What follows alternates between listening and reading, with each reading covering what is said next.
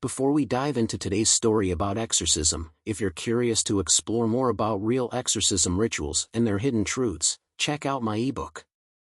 The link is in the description and comment below, you won't want to miss it. Several years ago, I was asked by a diocese to investigate a case involving a woman who requested an exorcism. When I first met her, her state of possession was highly advanced. This is the story of her exorcism. I used the 1614 rite of exorcism, translated into English, to conduct the sessions. History and symptoms. Angie, not her real name, was from another country and had suffered from demonic oppression since her teenage years. According to her testimony, her aunt dedicated her to Satan at a young age. Her uncle even promised the devil that he would give him Angie's soul in exchange for wealth. As a teenager, Angie unknowingly gave her family members personal items and photos, which they used in satanic rituals to curse her and invite demons into her life. Because they were family, she still trusted them at the time and didn't realize they were using her innocence to harm her. When I met Angie 18 years later, she was in a constant state of suffering. She experienced visions of snakes, owls, and wild animals. Encounters with spirits of dead relatives and other creatures. Dreams of being buried alive. Physical attacks and disturbing sensations. Lascivious images and evil presences tormenting her. Emotional turmoil and an inability to form meaningful relationships or keep a job. Chronic nightmares, sleeping only a few hours at a time. A psychiatric evaluation confirmed that her emotional suffering wasn't linked to any known psychosis or neurosis. Therapy and medication had no effect. Over the years, Angie also sought help from psychics, which only worsened her condition. She described her torment in a heartbreaking letter. Around July, the devil came again, stronger this time. The devil, men and women, visit me almost every night. They buried me alive twice. Dogs and other monsters are chasing and attacking me. I've lost my job and everyone has abandoned me. I can't describe what's happening to me with words.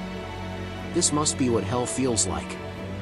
They know my intentions, where I'll go, and what I'll do the next day, and they have the power to stop me. The more I pray, the more terrifying their response becomes. I'm even hearing voices right now. Signs of possession. The most disturbing part of Angie's possession was the constant presence of a spirit that tormented her daily. This spirit abused her physically and emotionally, terrified her, and disrupted her sleep. Angie felt that it had been assigned to her and was deliberately preventing her from having a healthy relationship with any man. This thing has stolen my whole life, she told me. Every decision I've made is somehow connected to him. Exorcism sessions. Session 3. Late March. This session lasted 3 hours. 2 new spirits surfaced, both linked to other family members involved in occult practices. After prayers and commands from the ritual, they left. Then, a demon identifying itself as a black bird appeared. Angie had previously described nightmares involving a dark bird banging on her window. Her face even took on bird-like features during the possession, her nose narrowed like a beak, her eyes slanted, and her mouth tightened. The demon said it would fly out of the mouth upon departure, which happened when Angie suddenly gasped and woke up without memory of the session. Interlude and crisis period. After the 3rd session, Angie became overwhelmed by the spiritual warfare and decided to stop the process. She wrote, "I don't believe the Lord wants to heal me. For some unknown reason, he's letting me burn in hell. I'm done. I've tried for almost 20 years. You can't say I didn't try." Despite the team's efforts to convince her to continue, Angie refused. Since an exorcism cannot be forced, we had no choice but to suspend the process and continue praying for her. Session 4, October. Months later, after a severe family crisis and much prayer, Angie agreed to resume the process. However, her distrust of the exorcism made it difficult. A strong demon manifested but refused to leave. It mocked the prayers and claimed they weren't working. While frustrating, we believe the session weakened the demon, setting the stage for future progress.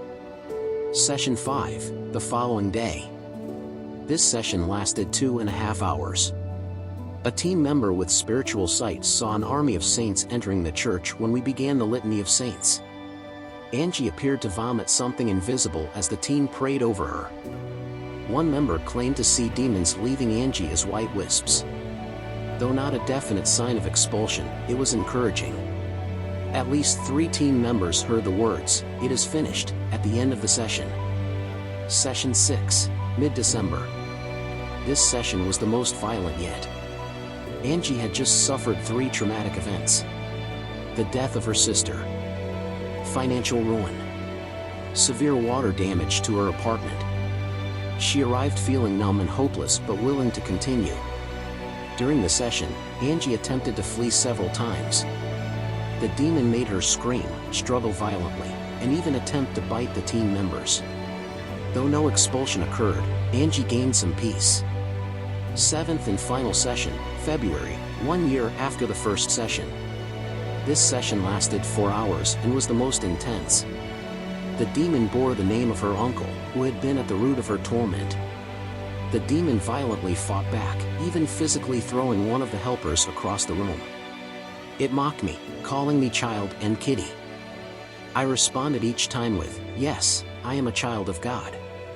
After about 2 hours, Angie had a vision. She saw, as if on a screen, the full history of her suffering, what had been done to her and why. She understood her victimization for the first time. As the vision ended, the demon grew more aggressive. Angie struggled violently, biting and screaming. The turning point came when Angie consciously forgave her uncle and forgave God for allowing her to suffer. She also made an act of faith, vowing to leave her old life behind and live a new life in Christ. After repeating this act of faith several times, Angie suddenly snapped awake, calm and at peace. The demon was gone. Final reflection. The lesson was clear: successful exorcism requires not only prayer and spiritual strength but also the person's willingness to persevere. Angie's final act of faith and forgiveness was the key to breaking the demonic hold. Her story is a reminder that even in the darkest battles, God's grace is powerful enough to bring healing and peace. If you found this story intriguing and want to uncover more about real exorcism rituals, my ebook has all the answers. Unlock the secrets of the 1614 Exorcism Rite. The Exorcism Ritual, Secrets of the Church includes the original 1614 Exorcism Rite in Latin and English, with expert commentary. Find out why experienced exorcists still prefer its assertive language. Available in PDF and EPUB, grab your copy now. Link in the description and comment, don't miss out.